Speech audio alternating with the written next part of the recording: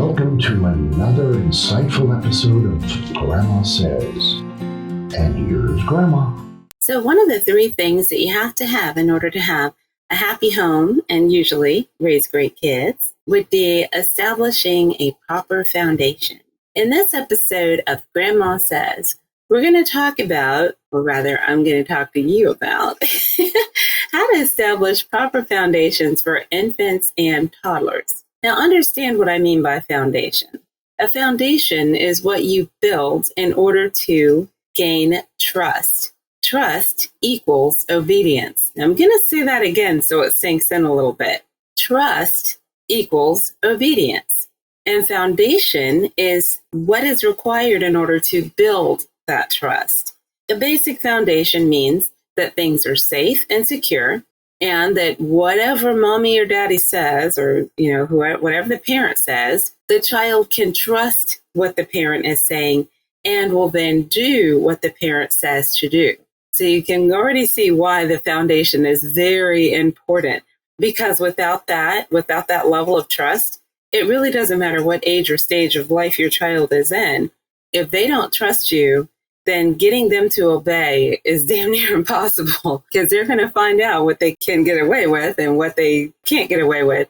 And it becomes a tug of war. You can kill all of that just by establishing the proper foundation. So let's look first off. The first part of your foundation establishment with infant and children begins with their overall environment. Now, what that means is, for instance, they should have an area that is theirs to play in and sleep in and so forth. And it should be relatively safe, which means you've gone through and made sure there's no nails sticking out of the carpets and broken windows and glass and so forth. Their furniture should be solid and safe and age appropriate. There's no point in getting a cradle or a bassinet for a child that can already sit up, because once they can sit up, they can flip out of the cradle. So you want to make sure whatever you're getting is age appropriate, safe, and made of the proper furniture material. Like if you get a wooden bed, as long as it's the sanded kind that doesn't have splinters, you're probably okay. You might not want a wooden toy box, however, if you're talking a toddler,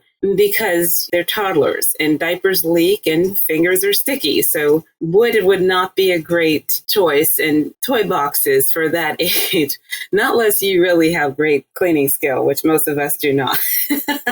So anyway, you want to start by making sure their environment is safe. You want to check to make sure whatever you purchase for your kids, that it hasn't been placed on a recall list, that it is the appropriate size for your child. I mean, let's face it, some kids are big, and you don't want to put a child who's already the size of a 3-year-old, even if they're still 2, in a bed that's designed for a 2-year-old, because they're going to either break the bed or fall through and so forth. Again, that makes it so they're not going to trust your judgment if everything you're giving them causes them pain or causes them to get hurt, or that it didn't work the way you said it was going to work. That kind of will erode the trust that you're trying to build. You want to make sure that the foundation is established properly, starting with their environment. So that's part one. Make sure the kids have a safe and secure place that's theirs, and they understand what they're allowed to do when they are in that safe and secure place. The next part is communication. What you want to do is make sure that communication is on the appropriate level of where your child is. Don't assume that just because your friend's 3-year-old can speak in complete sentences, that your kid should speak in complete sentences. The age has nothing to do with it.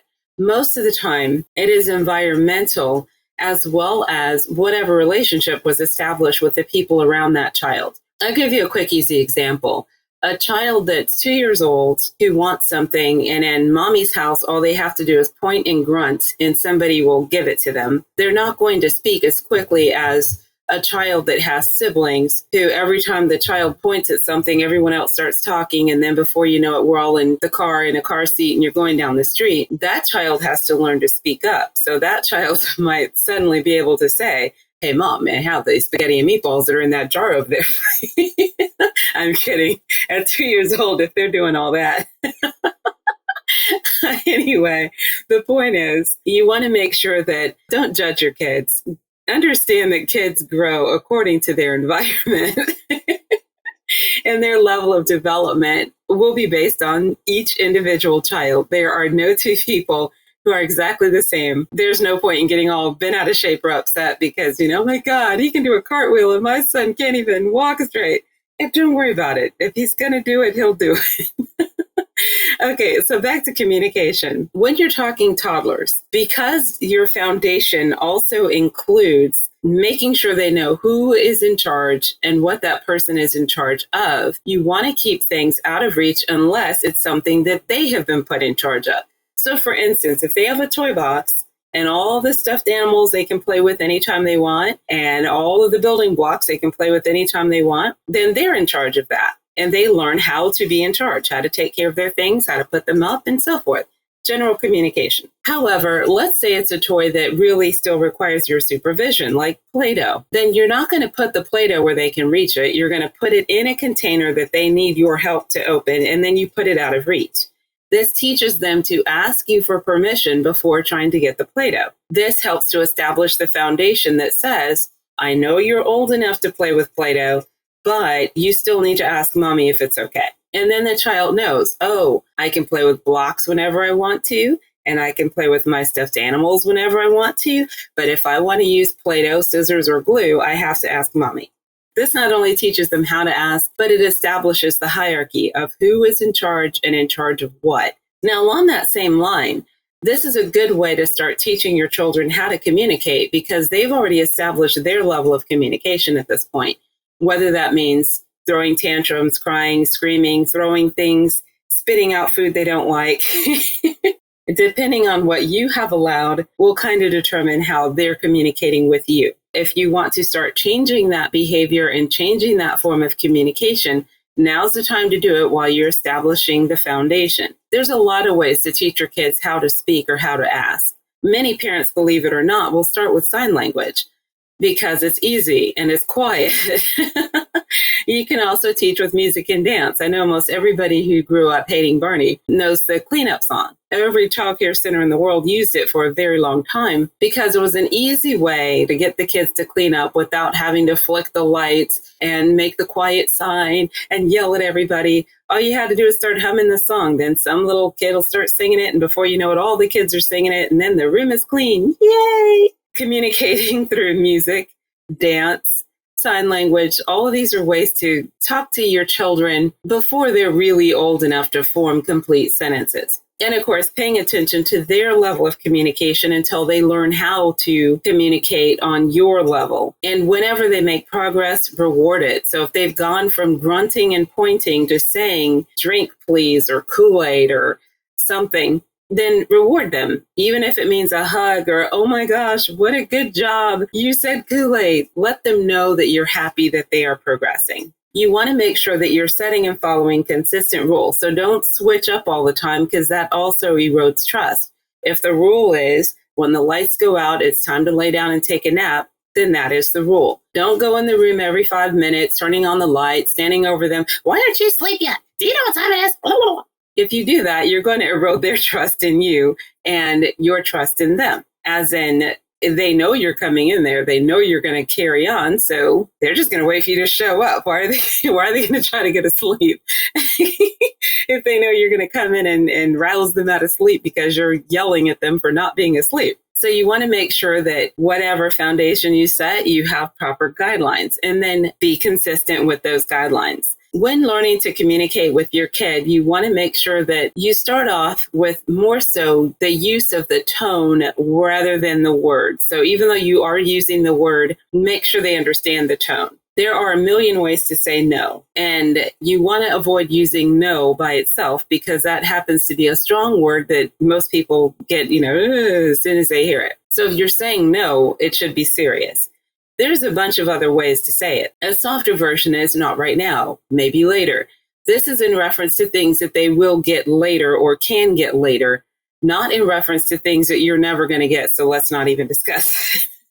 Then you have the middle ground of no, which can be don't touch or stop that or something like, that kind of thing. This usually will help to keep tantrums under control. They don't feel as though you're attacking them, but you're still saying the same thing. Another way to get them to start speaking is instead of saying no, you would use a different word like If they pick up something on the ground, you might say ick or yuck, yucky, put that down. So they understand that there's a difference. Ultimately, the idea is the foundation that you lay is laid in order to make sure things are safe and secure so that it'll build the trust between you and your kids, which equals obedience. Obedience is important at an early age, by the way, because it's not the kind of obedience where if you say, Ricky, come here, and he just jumps to attention, not that kind of obedience. It's general obedience. If a child trusts you and you say it's bedtime, they trust you bought the bed. You know the bed is safe. When they get in the bed, it's not going to break.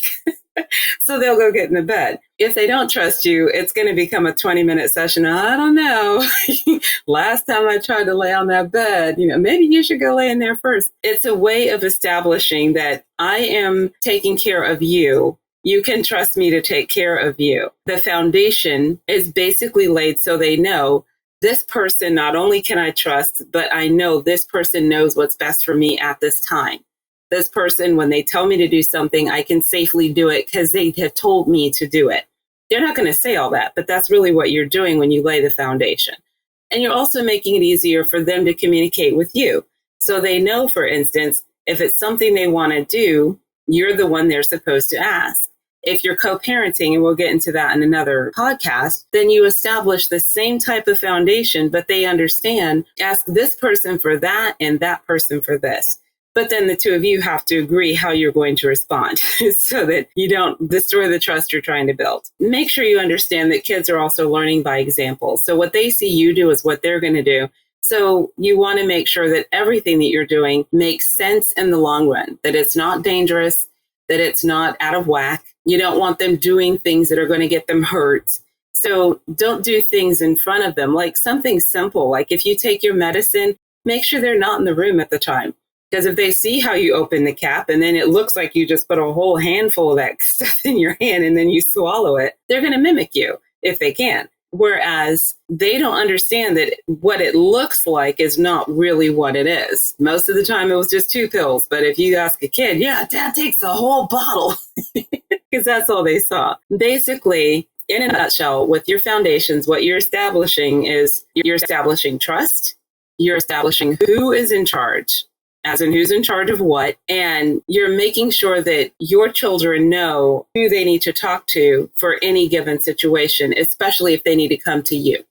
And that when they do come to you, that you've got their back no matter what. That pretty much covers the purpose of setting your foundations. With that, I guess that's all I have to say about that, and I'll see you on the next podcast.